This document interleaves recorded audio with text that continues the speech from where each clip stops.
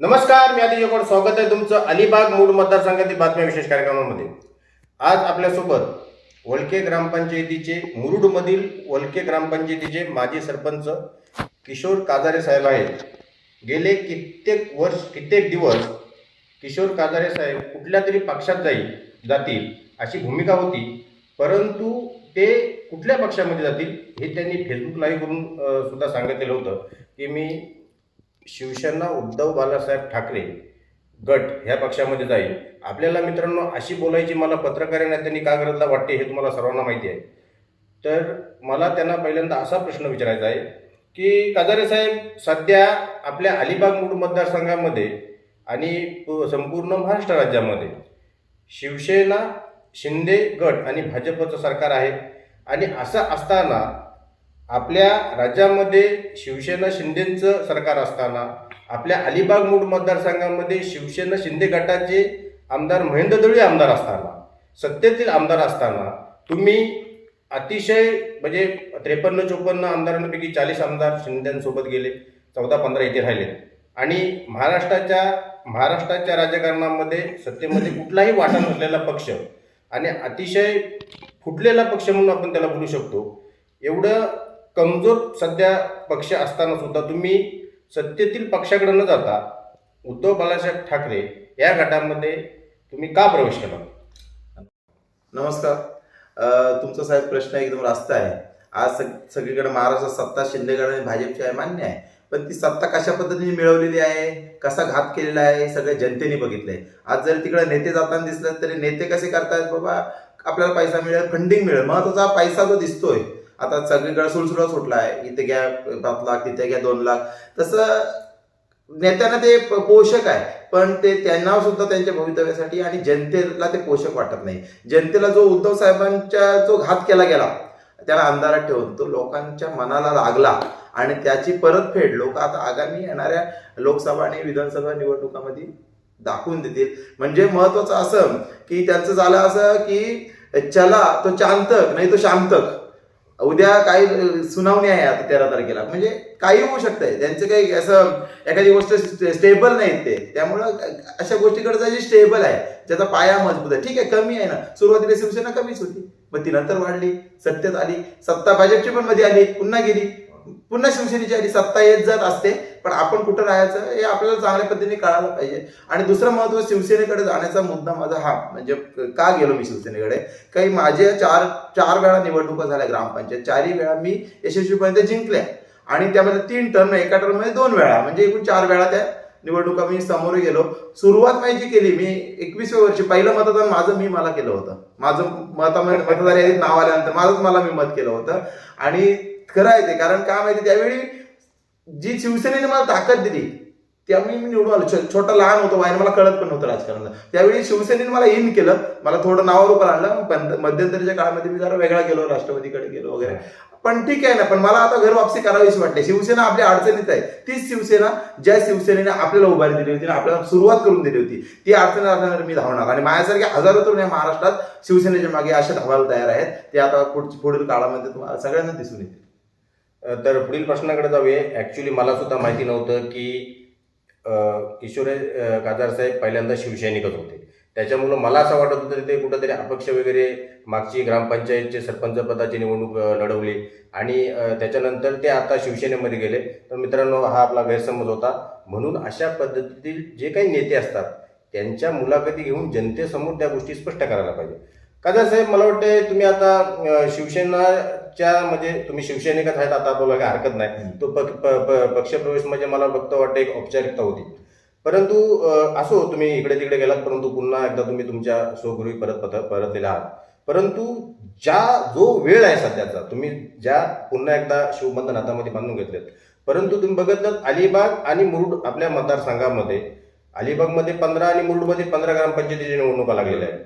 आणि त्याच्यामध्ये तुमची जी वलके ग्रामपंचायत आहे तिची सुद्धा निवडणूक लागलेली आहे. 5 नोव्हेंबरला त्याचं मतदान होणार आहे, 6 नोव्हेंबरला मतमोजणी होणार आहे. तर ह्या निवडणुकीच्या तोंडावरच तुम्ही तुमचं सरपंच पदाचा कार्यकाल पण आता संपलेला आहे आणि निवडणूक सुद्धा तुमच्या तोंडावर आहे.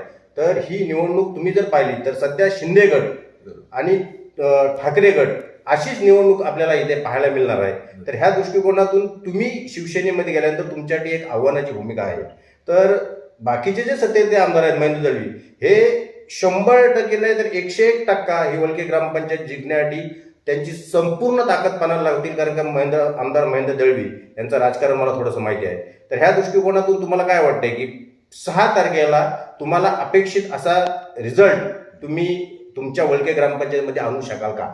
नक्कीच आणू शकू. कारण काय माहिती आहे, गेली 5 वर्ष चांगल्या पद्धतीने कोणत्याही पक्षाचा भेदभाव न करता माझ्या माध्यमातून कामं झाली. म्हणजे मी सरपंच होतो म्हणून त्या माध्यमातून कामं केली आणि ती कामं सगळी विधायक केली. आज वळके ग्रामपंचायतीने पहिल्यांदा स्मार्ट ग्राम पुरस्कार घेतला 10 लाखाचा.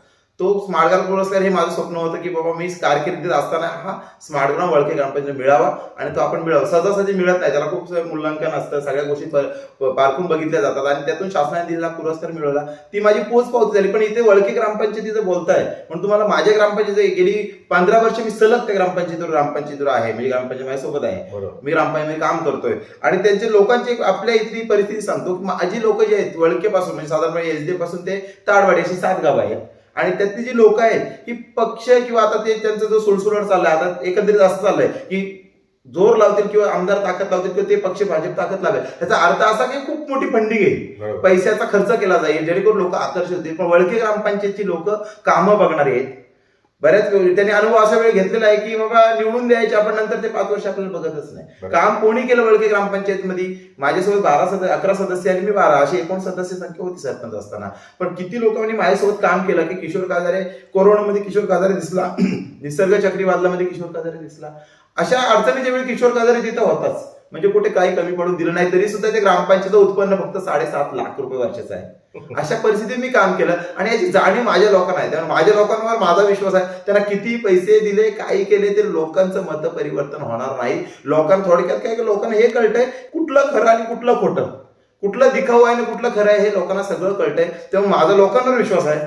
ठीक आहे, माझ्याकडे फंडिंग नसेल, काय नसेल, पण माझ्याकडे जो आत्मविश्वास आहे आणि लोकांवर जो माझा विश्वास आहे त्या विश्वासाच्या बेसिसवर तुम्हाला सांगतो की वळके ग्रामपंचायत निश्चितपणे युतीची म्हणजे शेकाप शिवसेना आघाडीची सीट जी थेट सरपंच जिंकणार आणि बहुमत सुद्धा थेट म्हणजे स्पष्ट बहुमत वळके ग्रामपंचायतीला शेकाप आणि शिवसेनेचं असणार, यात काही शंका असण्याचं कारण नाही. तर त्यांचं मत आहे कादारे साहेबांचं की 100% सीट जिंकणार. कादारे साहेब, हा अतिशय महत्वाचा प्रश्न आहे तुमच्या मतदारसंघामध्ये. मला वाटतं पंचायत समिती गणामध्ये हा महत्वाचा प्रश्न असेल. आपण पाहिलेत की 2019च्या आसपास केंद्र सरकारने आपल्या देशामध्ये काही राज्यांना सूचना केल्या होत्या की आपल्याला बल्क ड्रग पार्क ही संकल्पना आपल्याला साकारायची आहे. तर त्या दृष्टिकोनातून त्यावेळेला शिवसेना महाविकास आघाडीचं सरकार होतं आणि शिवसेनेचं महाविकास आघाडीच्या सरकारच्या माध्यमातून आपल्या रायगड जिल्ह्यातील मुरुडमधील तुमच्या गावासह सहित आजूबाजूला काही गावं आहेत त्याच्यामध्ये हा बल्क ड्रग पार्क प्रकल्प होणार होता.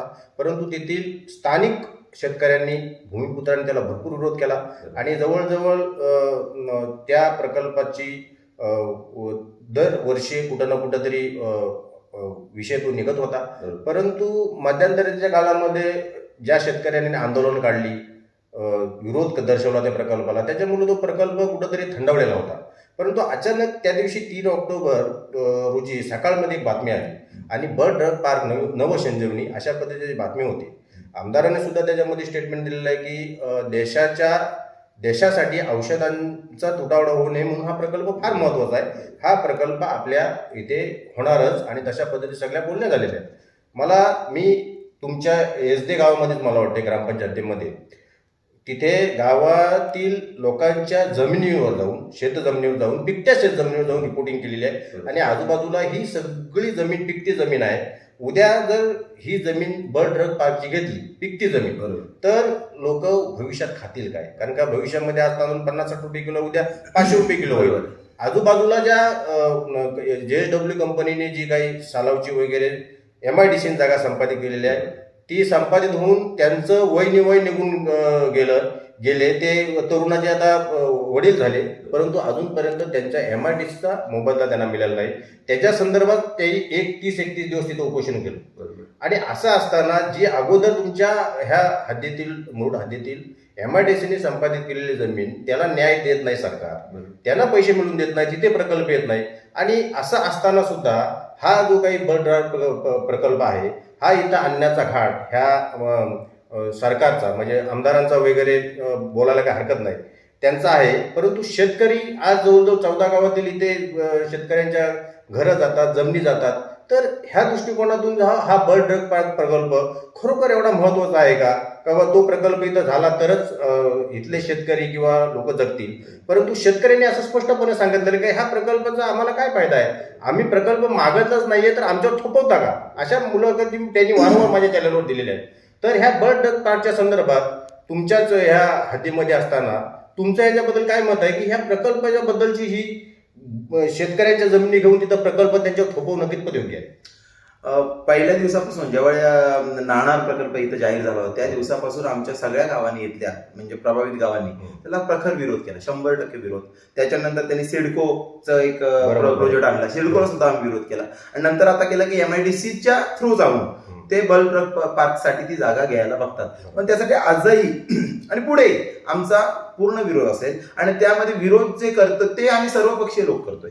तिथं आम्ही राजकारण किंवा पक्ष हा विषय करत नाही. कारण आम्हाला आमचा पहिली गोष्ट या भागातला जो पट्टा आहे हा इथली जीवनशैली अगदी समृद्ध आहे. म्हणजे आम्ही काय असं नाही की बाबा आम्हाला प्रकल्प पाहिजेच नाही. तर आमची पोरं सगळे इंजिनियर आहेत. प्रत्येक गाव तुम्हाला साहेब 20-20 इंजिनियर दिसतील, टेक्निकल पोरं, फार्मसी, सगळ्या टाईपची पोरं आहेत, मोठे मोठे शिक्षण घेतलं. मग त्यांनी शेतीच्या जीवावर शिक्षण दिलं ना, आई बाबांनी त्यांना शेतीची. आता परिस्थिती अशी आली की ती पोरं शिकली, ती कामाला लागतायत आणि तीच आता आई बाबांना सांभाळतात, म्हणजे चांगल्या पद्धतीने ठेवतायत. सगळे घरदारं सुधरवली, सगळे चांगल्या पद्धतीने त्यांनी केलंय. त्यामुळे लोकांना प्रकल्प पाहिजेच, हा म्हणजे गरज नाही आम्हाला प्रकल्पाची. आम्हाला योग्य वेळी काय योग्य निर्णय घ्यायचा घेऊ. पण बर्ड ड्रगच्या पार्कच्या संदर्भात आमचा पूर्ण विरोध त्याला आहे आणि कायमस्वरूपी तो विरोध राहणार. दुसरं काय, आमदारांनी प्रकल्प लादला म्हणण्यापेक्षा हा प्रकल्प केंद्राचा आहे. MIDCचा जो बर्ड ड्रग पार्क आहे 15,000 कोटीचा सबसिडी केंद्राने जाहीर केले या प्रकल्पासाठी. आणि हा प्रकल्प राज्य शासनात तुम्ही म्हणता की उद्धव साहेबांच्या सत्तेवर असताना हा प्रकल्प लादला गेला, तर हा प्रकल्प केंद्रातून लादला गेला आणि तिथे भाजप सत्तेत होतं. हा मुद्दा आहे. आणि आमदार लादतात असं म्हणणार नाही. कारण आता एक शेवटची 1-2 महिन्यापूर्वी बैठक झाली, MIDCचे लोक आणि आमच्या इकडची कमिटी असेल की गावातले प्रमुख शेतकरी, तिथे कलेक्टर ऑफिसला मिटिंग झाली आणि त्या मिटिंगमध्ये आमदार सुद्धा होते. आपापल्या लोकांनी प्रश्न मांडले की आम्हाला नाही जायचं. त्यावेळी आमदारांनी क्लिअर सांगितलं की तुम्हाला देण्याबद्दल आमची जबरदस्ती नाहीये, फक्त तुम्हाला इच्छा असेल तर तुम्ही देऊ शकता. त्यामुळे आमदारांच्या यामध्ये बदनामीकारक मी कधी बोलणार नाही. कारण आमदारांनी स्पष्ट स्टेटमेंट दिलं की तुम्हाला आवश्यकता वाटत असेल तर द्या, नाहीतर आपण ते थांबवू. असं पद्धतीने त्यांनी स्टेटमेंट समोर माझ्या दिलं होतं. हे त्यानिमित्ताने मी सांगेन. त्यामुळे आमचा पूर्ण विरोध त्याला आहे. आता मला हेच तर तुम्हाला सांगायचं आहे की 2 महिन्यापूर्वी हे स्टेटमेंट दिलं होतं. बरोबर आहे. म्हणून तिथला जो काही तुमचा प्रकल्पग्रस्त शेतकरी होता तो निर्धास्त होता, शांत होता. 3 ऑक्टोबरला मला वाटतं कालच मी एक व्हिडिओ बनवलाय बर्ड ड्रग पार्कच्या संदर्भात. 3 ऑक्टोबरला पाहिजे तर मी स्क्रीनवर पण आपली मुलाखत चालू असताना आमदारांचं स्टेटमेंट टाकले. 3 ऑक्टोबरच्या सकाळच्या पेपरमध्ये त्यांनी असं म्हटलेलं आहे. माझ्या कालच्या व्हिडिओमध्ये बघा तुम्ही, काय इथं केंद्रात आणि राज्यात पूर्णपणे बोलणे झालेले आहे. येणाऱ्या कार्यकालामध्ये हा बर्ड ड्रग पार्क प्रकल्प इथं होणं गरजेची गोष्ट आहे, तो इथं होणार. बरोबर. अशा पद्धतीचं 3 ऑक्टोबरच्या सकाळच्या पेपरमध्ये, म्हणजे त्याला 7-8 दिवस पण नाही झाले. बरोबर. त्याच्यामुळे ते स्टेटमेंट आहे. म्हणून मी तुम्हाला विचारलं की आमदार तुमच्याकडे 2 महिन्यापूर्वी तुम्हाला एक सांगतात आणि आता तुम्हाला सांगतात की सकाळ पेपरच्या माध्यमातून हा प्रकल्प इथं होणार आहे. म्हणजे आमदारांची अशी दुटप्पी पाडण्याची भूमिका तुमच्या प्रकल्पग्रस्तांच्या बाबतीत काय आहे? जे स्पष्ट आहे ते स्पष्ट बोला तुम्ही. तुम्ही त्या जिल्हाधिकारी कार्यालयामध्ये मीटिंगमध्ये एक सांगताय, 3 तारखेच्या सकाळच्या ऑक्टोबरच्या पेपरमध्ये तुमचं वेगळं स्टेटमेंट आहे. MIDC सांगते की आम्ही पैसे जे आहेत भूसंपादनासाठी ते भरलेले आहेत. म्हणजे 32/2च्या निवडून ज्यावेळी नोटिसा तुम्हाला पाठवल्या त्यावेळेला तिथं चर्चेसाठी तुम्ही सगळेजणांना बोलवलं आणि त्याला पूर्णपणे विरोध आहे. ही सगळी भूमिका असताना अचानक अशा पद्धतीने तटकरे साहेब 2 जुलै 2023 रोजी अजित पवार राष्ट्रवादीवर दावा करून ह्या सध्याच्या शिंदे भाजप सरकारमध्ये गेले आणि तटकरे साहेब जसे साहेब इथे सत्तेमध्ये आले त्या गोष्टीला 1-2 महिने झाल्यानंतर लगेच हा मुद्दा बर्ड प्रकल्पाचा मुद्दा समोर आला. आमदार आणि ते एकत्र येऊन लगेच ते एकत्र आले आणि लगेच असं 2 महिन्यामध्ये काय झालं की त्यांची भूमिका बदलली. ह्याच्याबद्दल मी तुम्हाला सांगतो तुम्हाला की आमदारांनी माझ्यासमोर स्टेटमेंट दिली होती आणि तुम्ही जर आता म्हणा तो सकाळचा पेपर जो म्हणताय ती आमच्याकडे व्हायरल झाली पोस्ट आणि ती सुद्धा मी वाचली. आता त्यामध्ये जर आमदार असं म्हणत असतील की आम्ही प्रकल्प आणणारच स्टेटमेंट 100%. तर मी म्हणेन की त्या बाबतीत आमदारांचा पवित्र आहे, आमदारांचा स्टँड आहे आमदार म्हणून ते त्यांनी मांडला. तू टप्पी असू दे किंवा कसा असू दे तो त्याबद्दल मी एवढंच म्हणणं आता की जमीन कोणाची आहे, आमची आहे, आम्ही देत नाही. मग कोणीही म्हणा, आमदाराने म्हणा, खासदाराने म्हणा, आम्हाला पाहिजे आम्ही देत नाही, आमची जमीन आहे, आमच्यामध्ये तशी एकी आहे. जरी राजकीय मतभेद आमच्या लोकांच्या मध्ये असतील तरी आम्ही शेतकरी म्हणून सगळे एक आहोत आणि कितीही कोणी ताकद लावली आमच्या मर्जी विरुद्ध आमची शेतजमीन घेऊ शकत नाही. आणि जर शेतजमीन घेण्याचा प्रयत्न केला तर वेगळं चित्र तुम्हाला बघायला भेटेल ह्या भागामध्ये. मित्रांनो, मला एक सरपंच या नात्याने अशा पद्धतीने स्वतःची पोली न भासता जो व्यक्ती बर ड्रग पार्कच्या विरोधात त्यांचे सगळे बांधव एकत्रित असताना त्यांच्या सोबत आहे, राजकारण बाजूला ठेवलेलं आहे, असाच व्यक्ती, असा सुशिक्षित व्यक्ती आपल्याला राजकारणामध्ये असणं सध्याची फार आवश्यकता आहे. आपण बघतो सोशल मीडियावर की कमी शिकलेल्या बद्दल जर तुम्ही काय बोलला तर डायरेक्ट पोलीस येतात आणि जजमेंट टाकतात, अशी वस्तुस्थिती आहे. कारण का त्यांना शिक्षित लोक नको आहेत. कारण का शिक्षित लोक जर का राजकारणामध्ये आली तर ह्यांचं कुठंतरी दुकान बंद पडेल, अशी एकंदरीत प्रश्न आहे. मी शेवटचा प्रश्न विचारतो, जास्त काही जात नाही, की सध्या 2024 मध्ये विधानसभेच्या निवडणूक आहेत आणि ज्या पद्धतीने तुम्ही पाहिलं की सध्या तुम्ही रायगडमध्ये इंडिया आघाडीच्या माध्यमातून इथं निवडणूक लढवणार आहात. तुमच्या समोर आमदार महेंद्र दळवी सारखे एक मातब्बर सत्तेतील आमदार विरोधक म्हणून असणार आहे. तर येणाऱ्या कार्यकालामध्ये तुमचा इंडिया आघाडीचा अलिबाग मूळ मतदारसंघामध्ये उमेदवार कोण असेल, ह्याच्याबद्दल तुमच्या वरिष्ठांची वगैरे तुमची काही चर्चा वगैरे झालेली आहे का, की बाबा तुम्ही कोण उमेदवार देणार आहात? कारण की अजूनपर्यंत इंडिया आघाडीच्या माध्यमातून विरोधकांकडे म्हणजे आमदार महेंद्र चेहरा आहे, परंतु मी वारंवार सांगत आलेलो विरोधकांना की विरोधकांकडून अजूनपर्यंत असा कुठलाही चेहरा समोर आलेला नाहीये जेणेकरून त्याच्याकडे बघून संबंधित लोक काय विचार करतील. कारण का अचानक जर तुम्ही चेहरा थोपवायला गेला तर लोक त्याला एक्सेप्ट करणार नाहीत. तुम्ही आता म्हटल्याप्रमाणे गेले वयाच्या 21 वर्षापासून तुम्ही ह्या ग्रामपंचायतीमध्ये आहात, म्हणून किशोर काजारे छातीटोकपणे सांगतोय की मी ग्रामपंचायत घेणार.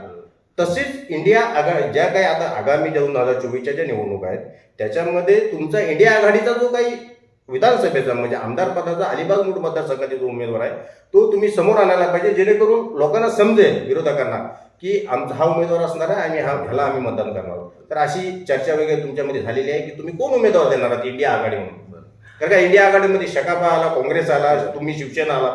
आता इंडिया आघाडी जी आहे यामध्ये 4-5 घटक पक्ष आहेत. बरोबर. एक शिवसेना आहे, राष्ट्रवादी काँग्रेस आहे पवार साहेबांचा. बरोबर. आणि त्यामध्ये आता उमेदवार सांगणं महत्वाचं म्हणजे मी एक शिवसैनिक म्हणून सांगतोय. मी काही पदाधिकारी नाही, शिवसेनेचं माझ्याकडे पद पण नाही, पण मला पदाची अपेक्षा नाही किंवा आशा नाही किंवा गरज पण नाही वाटत. कारण शिवसैनिक हेच काफी आहे. पहिली गोष्ट शिवसैनिक म्हणूनच सांगतो की आम्हाला कोणीही दिला ना तर त्याचं प्रामाणिकपणे काम प्रत्येक शिवसैनिक करेल.